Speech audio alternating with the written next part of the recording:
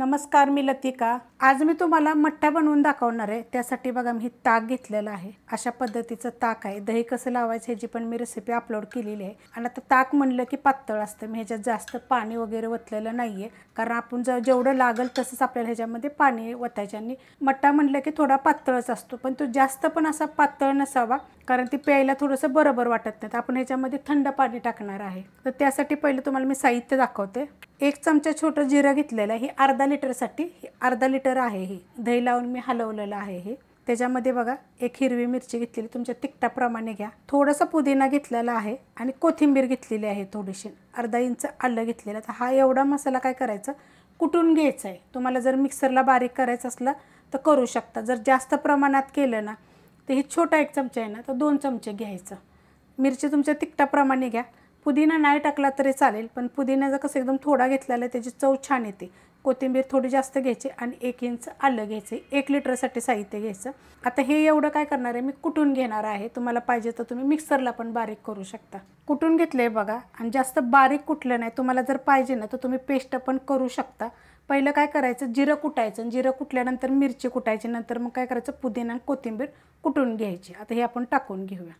मिक्सरला जर केलं का नाही तर एकदम बारीक असं होतं, तर तसं बी चालू शकते। ह्याला हलवून घेऊया।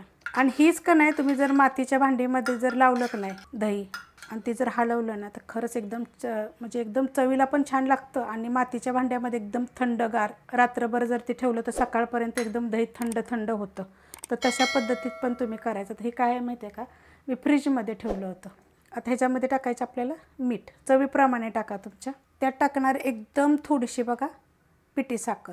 तर तुमचं जर ताक जर आंबट असेल तर तुम्ही टाका, जर आंबट नसेल का नाही, गोड असेल ना, तर बिलकुल साखर टाकायची गरज पडत नाही। मिक्स करूया। आता ह्याच्यामध्ये कसं आहे माहिती आहे का, बर्फ जर टाकून जरी तुम्ही ठेवला का नाही, तर जेवायच्या टायमाला किंवा दुपारच्या टायमाला असं जरी पिलं ना तरी पण चालू शकतं। हे घट्ट आहे, तर आपण आता थंड पाणी टाकूया। आणि हे पण मी फ्रीजमध्येच ठेवलेलं होतं अशा पद्धतीमध्ये। आणि हे जरी उचलून जरी आपण आता बनवल्यानंतर जरी फ्रीजमध्ये ठेवलं ना तरी पण आपलं एकदम मस्त होतं। त्याला चांगलं 1-2 मिनटं एकसारखं आपल्याला ह्याला हलवून घ्यायचे। फिरक्याला जरी हलवलं तरी चालेल। 1-2 मिनटं बघा मी चांगलं हलवून घेतलेलं आहे।